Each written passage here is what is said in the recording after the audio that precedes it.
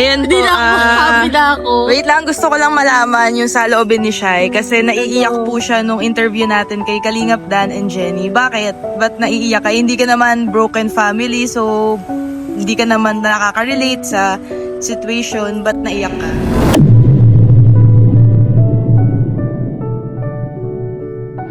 Yung kasi si Dan yung naging part ng buhay namin ni Tiona na parang ano yun yung may pag-asa pa palang maging buo kami ni Tiona, yung mga gano'n. Naiiyak ako, sir. Ayoko. Ayan po, Hindi na ako, happy na ako. wait lang, gusto ko lang malaman yung saloobin ni Shai kasi naiiyak po siya nung interview natin kay Kalingap Dan and Jenny. Bakit? Ba't naiiyak ka? Hindi ka naman broken family, so hindi ka naman nakaka-relate sa situation. Ba't naiyak ka? Kasi syempre nakita ko yung journey nilang dalawa. Lalo na si Kuya Daniel. Alam kong hindi siya ganong tao. Kaya parang naiyak ako kasi sa dami nilang pinagdaanan, ito pa rin sila, matatag pa rin.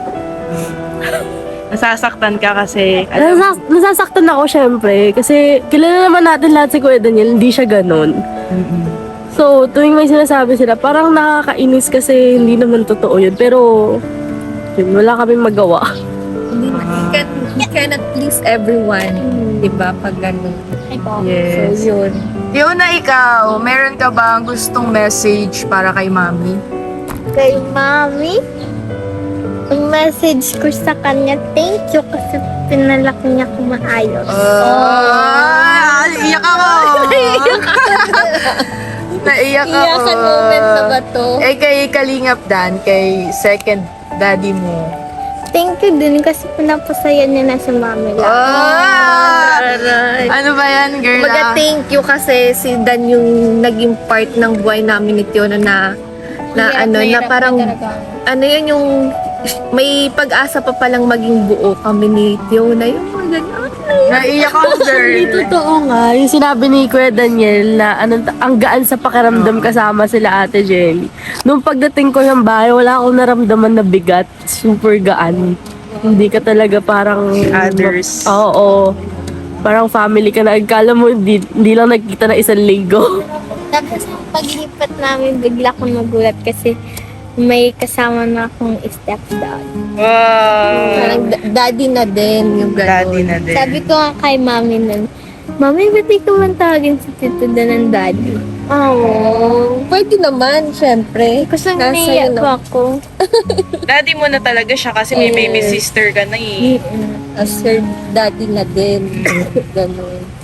Grabe. Masaya lang kami ni Tiona kasi syempre sa mga pinagdaanan namin, parang syempre as a single mom, di ba? Yung parang, alam mo yung minsan 50-50 na yung makakatagpo ka pa ba ng lalaki na tanggap ka, yung mga ganun. So thankful ako kasi ito yung panahon sa parang 7 years na separate namin ng dad niya is parang siguro ito yung time ko parang mabuo yung magkaroon ulit kami ni Tiona ng buong family. Yun.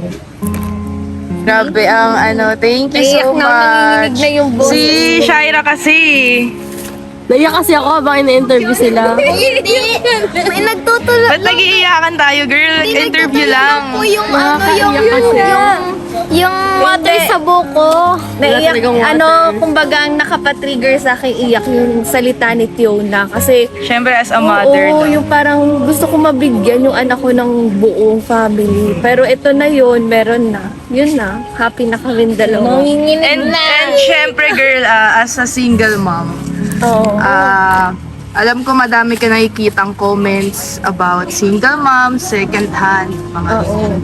O kaya wala na, parang wala ng pag-asa. Anong nafe-feel mo pag nakakabasa ka ng mga ganong klaseng comments? Siguro may konting pain, pero syempre kilala ko naman yung sarili ko na na parang hindi siya yung consider as second hand. Yung parang, tawag bang sinasabi doon na, paano ba yung hindi siya ma-consider as second hand, di ba? Parang term lang siguro nila yung para mabash lang nila, pero parang ito yung yung second na pagkakataon na hindi mag-fail binubuo mong family. Yun. Ganun lang. At saka ako kasi syempre wala pa naman akong family. Oo. Pero since si Mama Gemma single mom, si Tita Oo. Elena ikaw single mom. Ako syempre nasasaktan lang ako sa mga ganong comment Oo. dahil para sa akin hero ang mga single mom. Oo. Kasi syempre yung pagtaguyod, sakripisyo mo sa anak mo, Oo. yung puyat, yung pag-aalala mo kung paano siya mapapalaki ng maayos na hindi kumpleto yung family, 'di ba ganun. Kaya Oo. ako pag about single mom talaga. Talagang kasi talagang kahit sabihin natin may support ng financial ng ano niya, Iba father yung niya, iba pa rin yung sakripisyo na kayo lang yung magkasama eh. Parang talagang andun pa rin yung pagiging yung tumatayo bilang tatay rin ng ng anak. And Yun. girl, ito, ano ang nafe-feel mo pag sinasabi nila na si Kalingap Dan is naging kayo lang dahil may pera ka, may kaya ka, Hindi powerful eh. ang family. Hindi, kasi kahit sabihin natin ganun yung family ko, never naramdaman ni Dan yun na nanliit siya or ano. Oo. Parang once na nakakasama niya yung family ko, wala, normal kami lahat. Parang normal na tao na parang di kami ganitong klaseng tao. Yung mga ganun, na-feel yun ni Dan. Hindi siya niya na-feel na parang, ala, kailangan kong lumevel up, kailangan kong sumabay sa ganito. Hindi siya ganun. Hindi rin kasi kami ganun na yung parang, yung parang, Matapob. oo, yung mga ganong sistema. Yun. Kaya yan, pag umuwi kami ni Dan sa bahay, siya, comfy siya sa family ko. At saka for sure naman, hindi mo din naman ibibigay yung future or yung present Oo. nyo ngayon ni Tiona nang wala si Kalingap Dan. Kumbaga, I'm sure stable na si Kalingap Dan, Oo. kaya ikaw buong buo mo na din binigay yung Oo. sarili mo sa kanya, di ba? Yun. Tsaka napag-usapan naman namin yan ni Dan na we're both financially stable. So, naman, kumbaga give and take kasi kami. Hindi na uso yung parang give na lang.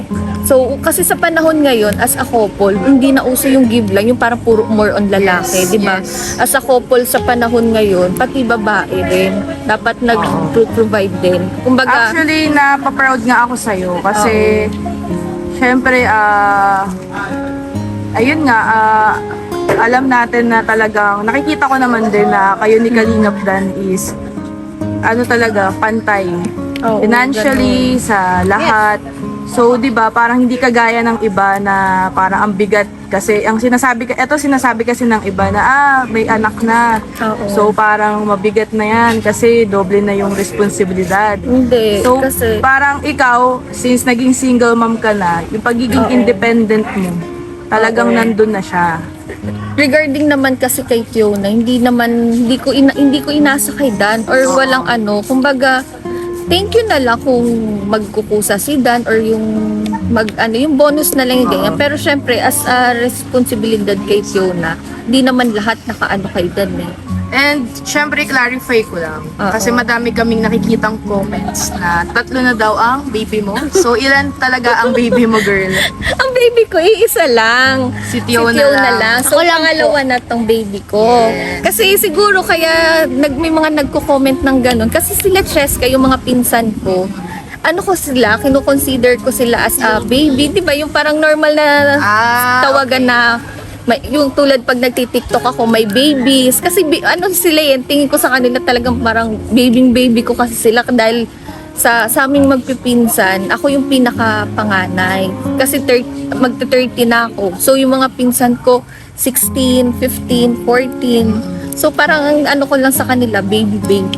And eto sis last, syempre wala na si Kalingap Dan ngayon. Oo. Kung mapanood man to ni Kalingap Dan, ano ang gusto mong sabihin sa kanya? Paiiyakin mo na naman ako. Anong message mo? Na hindi mo totally nasasabi or... Hindi pa nasasabi. Oo.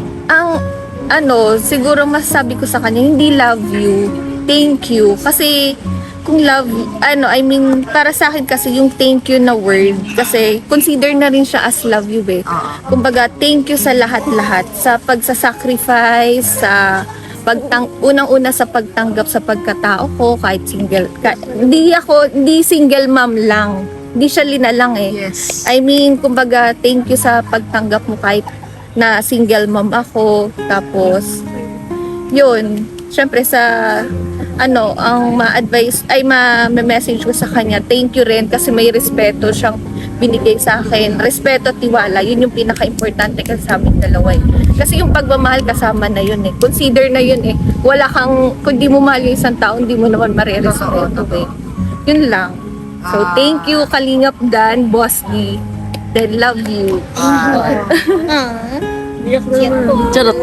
Ikaw iyakin ka, girl. Pero eto, Jenny, gusto ko lang din sabihin sa'yo na kung hindi man tayo ganun pa katagal magkakilala, syempre, at na-surprise din kami sa mga nangyari. Pero gusto ko lang din malaman mo na alam ko naman na alam mo yung totoong nangyayari sa loob ng sa behind the cam.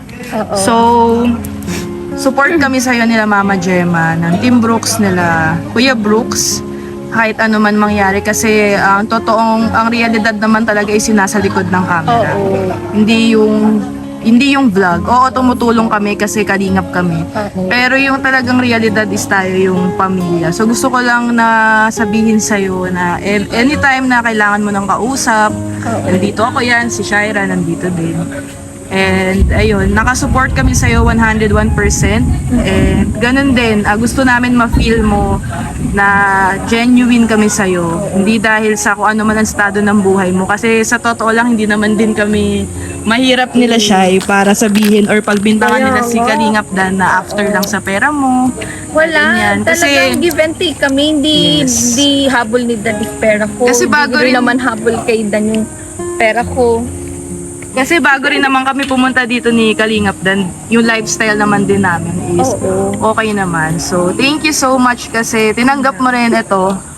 Ito. Si Caldan Ay, Boy. naiyak sa'yo si Jenny. Bakit? Secret! Secret, panoorin mo na lang. Salamat, girl. Yun. Thank you! Thank you, Tiona. Yun na